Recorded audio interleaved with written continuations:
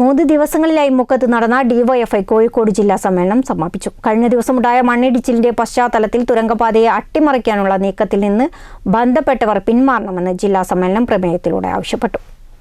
സംസ്ഥാനത്തിന്റെ സ്വപ്ന പദ്ധതിയായ ആനക്കാംപൊയിൽ കള്ളാടി മേപ്പാടി തുരങ്കപാത അട്ടിമറിക്കാനുള്ള നീക്കത്തിൽ നിന്ന് സംസ്ഥാന സർക്കാർ പിന്മാറണമെന്ന് ഡിവൈഎഫ്ഐ 16ാമത് ജില്ലാ സമ്മേളനം ആവശ്യപ്പെട്ടു. തുരങ്കപാത വയനാടിന്റെ യാത്രാ ദുരിതത്തിന് ശാശ്വത പരിഹാരം മാത്രമല്ല, മലബാറിന്റെ വികസനത്തിന് നാഴികക്കല്ലാകുന്ന പദ്ധതിയാണ്. പാത പൂർത്തിയാകുന്നതോടെ ഇരു ജില്ലയുടെയും ഗതാഗത, വാണിജ്യ, വ്യവസായ, വിനോദ, സഞ്ചാര, കാർഷിക മേഖലയുടെ വികസനത്തിൽ കുതിച്ചുചാട്ടമുണ്ടാകും. താമരശ്ശേരി ചുരത്തിന് ബദലായി നിർമ്മിക്കുന്ന ഈ പാത കൊച്ചി ബാംഗ്ലൂർ വ്യവസായ ഇടനാഴിയുടെ ഭാഗമാകും. സംസ്ഥാന പരിസ്ഥിതി clearance, forest stage 1, stage 2 clearance, കേന്ദ്രം വനം പരിസ്ഥിതി മന്ത്രാലയത്തിന്റെ അന്തിമ അനുമതി എന്നിവ സാധ്യമാക്കിയ പദ്ധതിയാണിത്.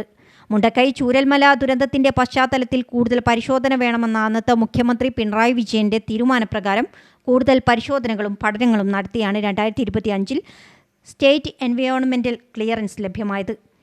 സുപ്രീംകോടതി പദ്ധതിയുമായി മുന്നോട്ട് പോകാം എന്ന ഉത്തരവും ഇറക്കിയിരുന്നു. എല്ലാ അനുമതികളും നേടി മുഴുവൻ നടപടിക്രമങ്ങളും പൂർത്തിയാക്കിയാണ് തുരങ്കപാത നിർമ്മാണം ആരംഭിച്ചത്. കഴിഞ്ഞ ദിവസമുണ്ടായ മണ്ണിടിച്ചിലിന്റെ പശ്ചാത്തലത്തിൽ തുരങ്കപാതയെ അട്ടിമറിക്കാനുള്ള നീക്കത്തിൽ നിന്ന് ബന്ധപ്പെട്ടവർ പിന്മാറണമെന്ന് ജില്ലാ സമ്മേളനം പ്രമേയത്തിലൂടെ ആവശ്യപ്പെട്ടു. പ്രതിനിധി സമ്മേളനത്തിന്റെ 2ാം ദിവസം പ്രവർത്തന സംഘടനാ റിപ്പോർട്ടിന്മേൽ ചർച്ചയ്ക്ക് ജില്ലാ സെക്രട്ടറി LG ലിജീഷ്, കേന്ദ്ര കമ്മിറ്റി അംഗം M ഷാജൻ എന്നിവർ മറുപടി നൽകി. സംസ്ഥാന പ്രസിഡന്റ് V വസീഫ്, കേന്ദ്ര കമ്മിറ്റി അംഗങ്ങളായ ഗ്രീഷ്മ അജയ് ഘോഷ്, R രാഹുൽ എന്നിവർ സമ്മേളനത്തെ അഭിവാദ്യം ചെയ്തു. T അതുൽ ക്രെഡൻഷ്യൽ റിപ്പോർട്ട് അവതരിപ്പിച്ചു. പുതിയ കമ്മിറ്റിയെയും സംസ്ഥാന സമ്മേളന പ്രതിനിധികളെയും സമ്മേളനം തെരഞ്ഞെടുത്തു. News bureau, Mukkam.